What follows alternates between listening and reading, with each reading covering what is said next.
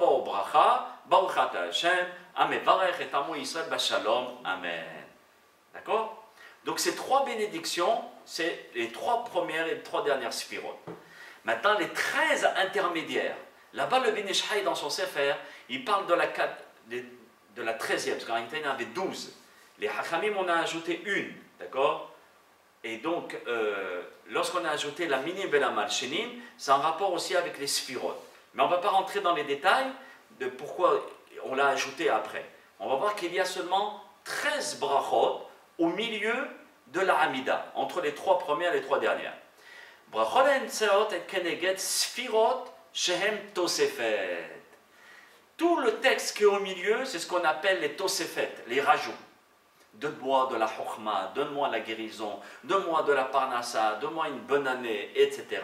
Donc ça s'appelle tosefet. C'est pour cela que j'ai le droit d'ajouter dans les 13 intermédiaires une bénédiction, pas avec le nom de Dieu, hein, mais une requête plutôt. Une requête à Kadosh Baruch Hu, dans les 13. Donc les 13 bénédictions, ce sont les suivantes. Baruch ata Hashem honen da'at. Donc avant de dire la bracha, je demande pour le da'at. Avant de dire Hanun amar Esroah, de me pardonner pour les fautes, je demande. Baruch ata Hashem Goel Israël. Il y a ce qu'on appelle la Géoula de tout le peuple d'Israël, mais la Géoula pratique, individuelle. Libère-moi de mes problèmes, aide-moi. Donc avant de dire la bracha, je fais une requête à Dieu. Baruch ata Hashem Rofeh Olamo Israël, guéris tout le Ham Israël. Avant, je demande pour tout le Ham Israël. Baruch ata Hashem Evarech Hashanim, c'est la bracha de la Parnassa. Pareil, je demande, je peux demander.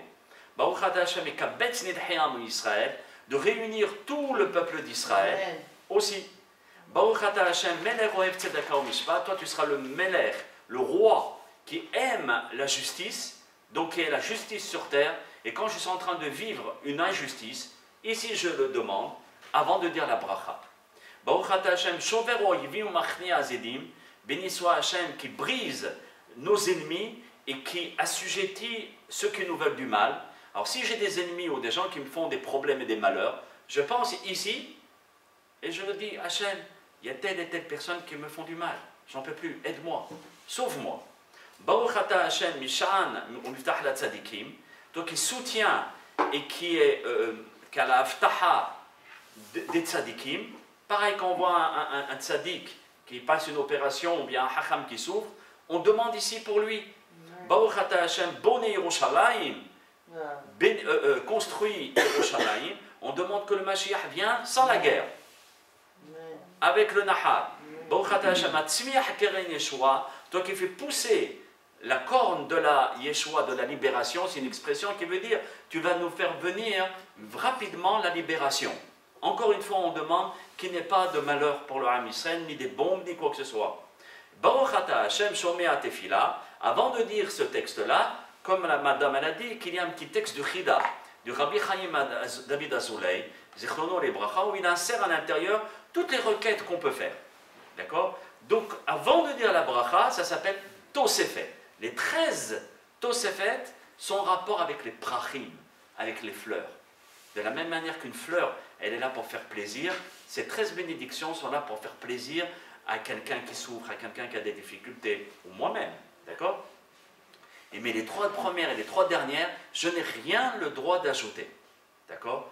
Ni requête, ni rien du tout. Minimtsa. Donc il s'avère, Bechol Shalosh Tefilot, Shebe'isrim Ve'arba Shaot. Donc il s'avère que les 3 prières qui sont dans les 24 heures de la journée, qui sont Shahrit, Minha et Arvit, Imshte Chazarot. Vous savez, quand on est à la synagogue, on répète la bénédiction de la Hamida du matin et celle de Mincha. Le soir, non. Parce qu'elle n'est pas obligatoire, donc on ne peut pas la répéter. Il y a aussi encore d'autres réponses, Alpi Kabbalah. Donc, Imshte Chazarot, Shel, Shahrit ou Mincha. Donc, ça nous fait 5 bénédictions. Yesh Tishim Bechamesh Bracha Keminyan Hamaim.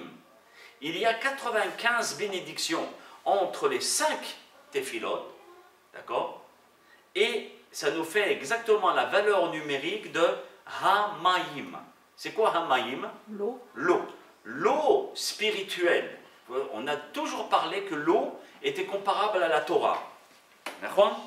Que l'eau est comparable à la Torah. C'est Chaim. L'eau est comparable à la Torah. Cette eau-là, on parle d'une eau spirituelle, de la même manière que le monde a plus d'eau que de terre, notre corps a plus d'eau que de chair, automatiquement l'eau en elle-même, c'est ce qui fait vivre la chose. Pareil dans le judaïsme. L'eau en elle-même, ce sont les forces spirituelles qu'une personne peut recevoir. Donc dans la Hamida, on a 95 bénédictions en tout et pour tout.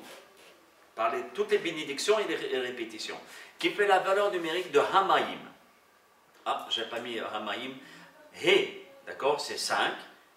Même c'est 40. 10 plus 40. Donc on trouve 95. C'est bon? 40, 10, 45. C'est bon? C'est pas même Sophie? Maman? Même Sophie? Oui, 40. C'est pas 400 ici. C'est pas 400. D'accord? Donc 40 plus 40, plus 10, plus 5. Maintenant qu'on sait que Hamaïm, c'est en rapport avec les bénédictions de la Hamida, écoutez comment le Ben Ish Chai va faire le rapport entre les 95 bénédictions de la Hamida et le Passouk de Kohelet. Shlomo HaMelech, l'homme le plus sage que la terre a pu porter, il dit dans le Perek Yud Aleph, dans le chapitre 11, au verset 1, Shalach lahmecha al pene amayim. Oh, amayim. Ki berov ayamim timtsaenu.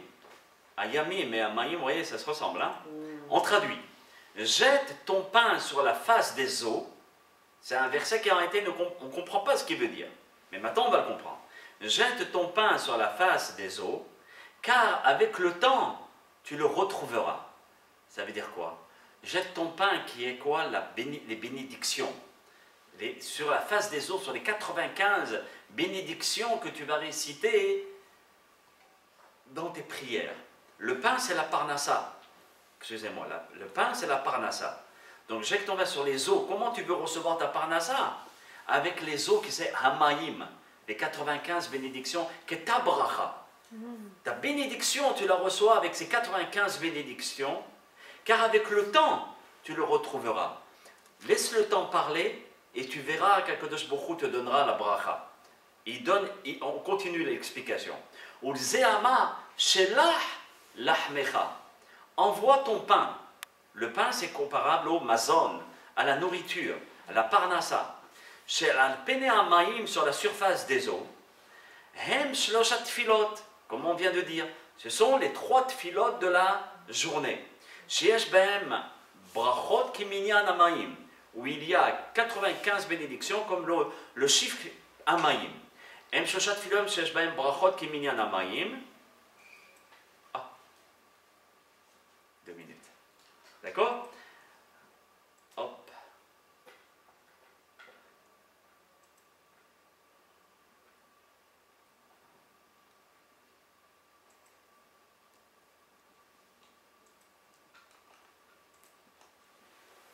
C'est bon?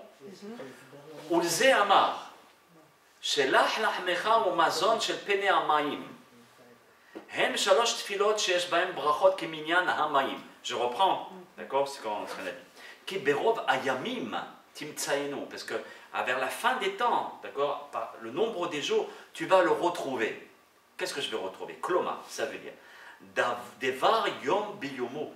Chaque jour tu travailles et tu pries. Chaque jour tu construis. De im avar yomo batel korbano.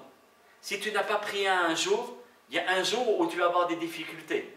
Parce qu'on récolte ce qu'on sème. Vous voyez? Donc tu sèmes, plus tard tu récoltes. Quoi, si un jour on n'a pas fait la Hamida, on a des difficultés?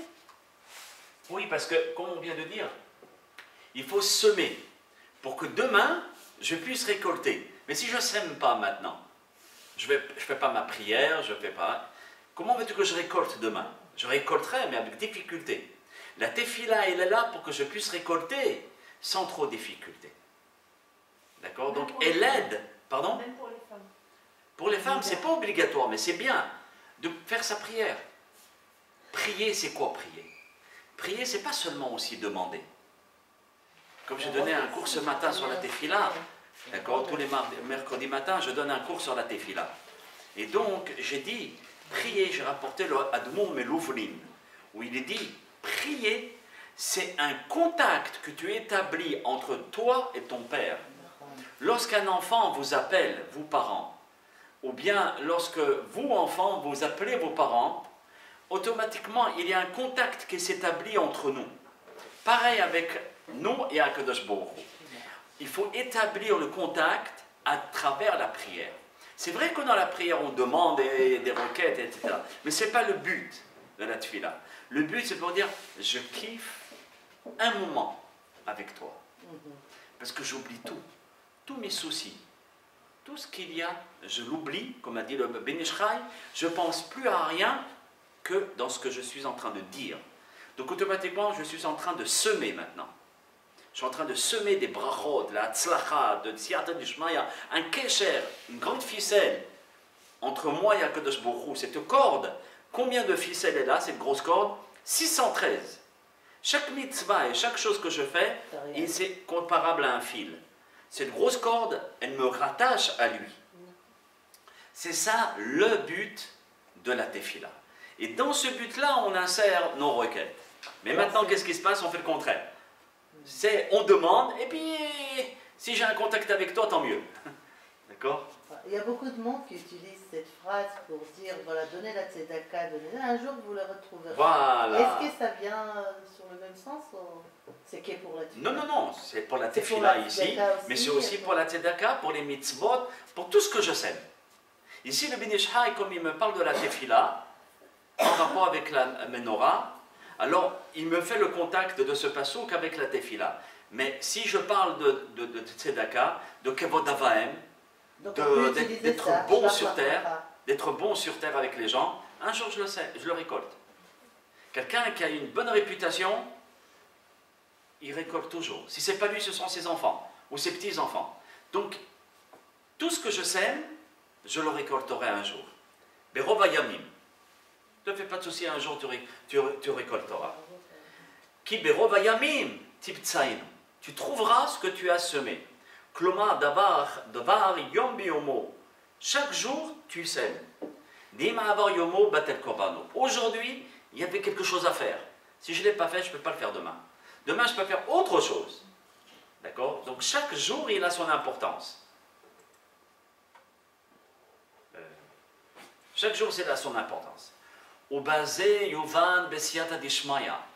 Le Rabbi Yosef Chaim nous dit, et par ceci, on pourra comprendre le verset de Tehillim, Perek Gimel au chapitre 3, qui nous dit ainsi: La Donai Yeshua, Ala Mecha, Birchatecha Sela. C'est un pasouk que tout le monde récite, beaucoup de fois.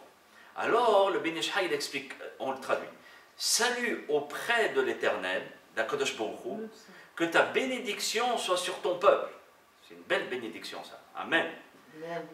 La Shema Yeshua la Mecha Birchatecha Sela. Des Yadoua, d'accord, quand on dit la Shema Yeshua, c'est Akadosh Baruch Hu qui libère son peuple et il te bénira éternellement. C'est là, éternellement. Hachamim de Yadoua Geoula tiye bizchut tefila.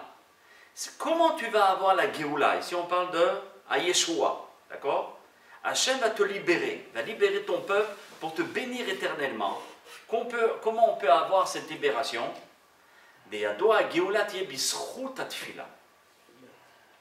Que ce soit la Géoula klalit de tout le peuple ou pratit individuelle, elle se fait par l'intermédiaire de la tefila.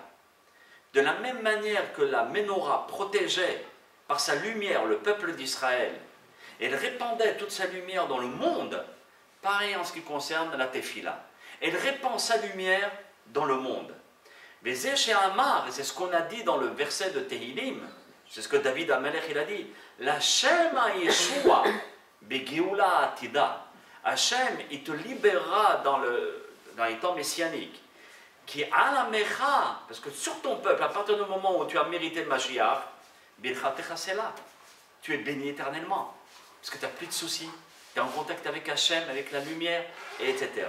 Et donc, Mispar Sela, le Rav nous dit que la valeur numérique de Sela, c'est exactement la valeur numérique de 95. 60 plus 30 plus 5.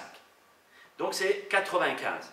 C'est-à-dire, Mispar Sela, Birchatecha Sela. Je ne sais pas si vous me suivez. Birchatecha, les brachot. D'accord? Les brachot, Sela. Des 95 bénédictions que tu vas réciter, c'est elles qui vont te donner la libération dans tes problèmes de tous les jours.